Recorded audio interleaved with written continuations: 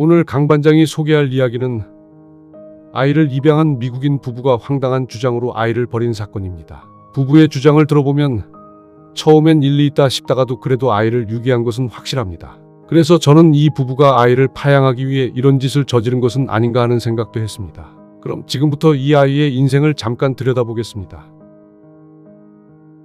나탈리아 그레이스는 우크라이나에서 태어난 고아 소녀였습니다. 그녀는 태어날 때부터 척추골단 이형성증인 희귀 외소증을 앓고 있었죠.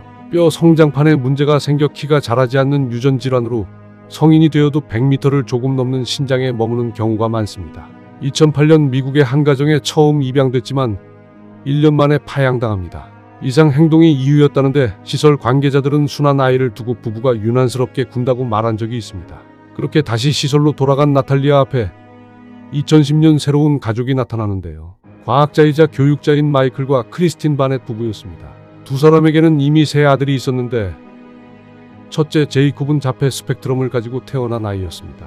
부부는 장애가 있는 아들을 키우며 특별한 보살핌이 필요한 아이들에게 관심을 갖게 됐고 나탈리아의 외소증을 알고 입양을 결정하게 되었죠. 나탈리아에게도 드디어 따뜻한 가족이 생기는 듯 했습니다. 하지만 얼마 뒤 바넷 부부는 나탈리아가 8살이 아닌 성인이라고 주장하기 시작합니다.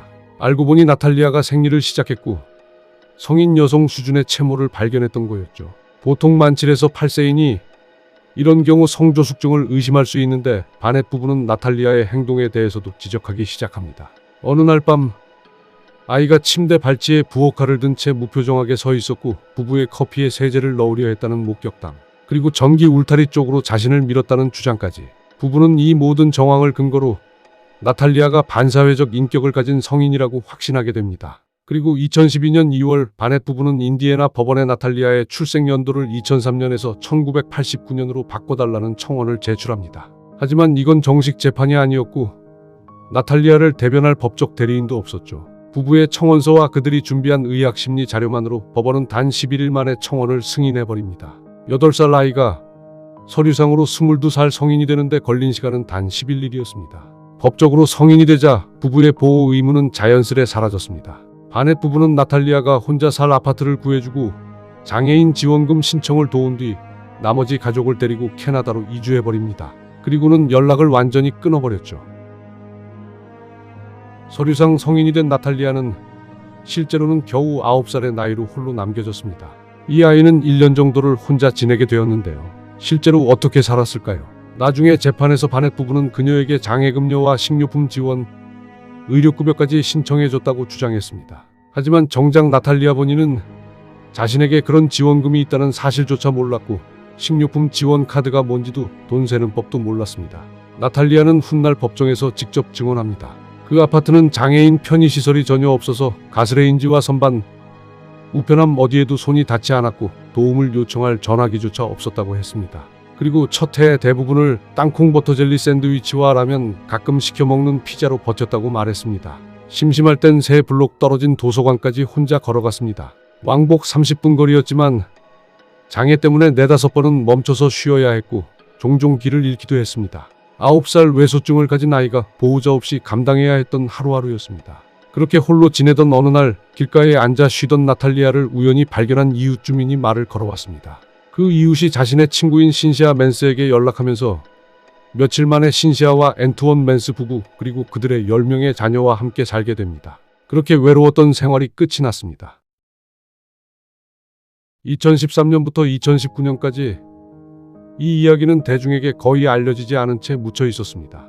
그러다 2019년 인디애나 검찰이 바넷 부부를 아동유기 및 방임 혐의로 기소하면서 사건이 다시 수면 위로 떠오릅니다. 부부는 각각 자수했고 $500의 보석금을 납부한 뒤 다음날 석방되었습니다. 바넷 부부는 이미 캐나다에 있었지만 언론 인터뷰를 통해 적극적으로 자신들을 방어하고 나섭니다. 크리스틴은 한 방송국과의 인터뷰에서 나탈리아를 정신병자이자 반사회성 인격장애 진단을 받은 성인이라고 불렀고 입양 자체가 사기였다고 주장했습니다. 칼을 든 아이, 독살 시도, 전기 울타리 사건까지 다시 한번 상세하게 증언했죠. 그리고 이 시점까지도 여론은 부부 쪽으로 완전히 기울어 있었습니다. 이유는 부부의 말에 반박할 수 있는 사람이 아무도 없었기 때문이죠. 그런데 2019년 말 판이 뒤집힙니다. 나탈리아가 한 토크쇼에 직접 출연해서 저는 어른이 아니에요. 양부모님이 말한 내용은 전부 영화 오판을 베낀 거예요. 라고 말했습니다.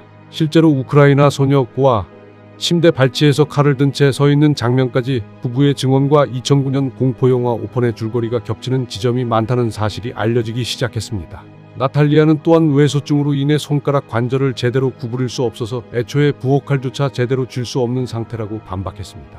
커피 사건에 대해서도 함께 청소를 하다가 세제를 건네받았을 뿐이라고 설명했죠. 왜 나탈리아의 목소리는 5년이 넘도록 세상에 닿지 못했을까요?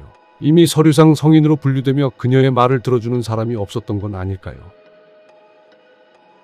인디애나 경찰과 검찰은 우크라이나 현지로 수사관을 파견해 나탈리아의 생모를 직접 찾아냈고 DNA 검사로 친모자 관계가 확인됐습니다.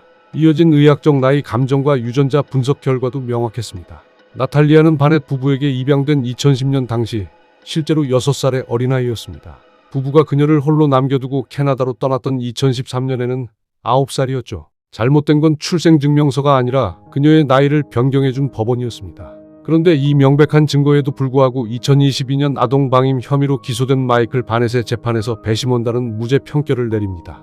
검찰은 계단조차 제대로 오르내리지 못하는 장애의 아동을 아파트에 혼자 방치했다고 주장했지만 배심원단은 나탈리아가 당시 법적으로 성인 취급을 받고 있었다는 점을 근거로 삼았습니다. 크리스틴에 대한 혐의 역시 재판을 불과 3주 앞두고 취하됐습니다. 결정적 증거 부족이 이유였습니다. 나이는 이미 DNA로 밝혀졌는데도 그 유기 행위에 대해서는 법적 처벌을 받지 않게 됩니다. 2023년 맨스 부부는 그녀를 정식으로 입양했고 나탈리아는 한때 이 가정을 완벽한 가족이라고 부르기도 했습니다. 이후 나탈리아는 새로운 곳에서 지내게 되는데 현재는 뉴욕 북부의 드폴 가족과 함께 살고 있습니다. 공교롭게도 드폴 가족은 2009년 그녀를 가장 먼저 입양하려 시도했던 인연이 있는 가족이라고 알려져 있습니다. 나탈리아는 최근 인터뷰에서 지금의 삶에 대해 편안함과 안정감을 느끼고 있다고 전했습니다.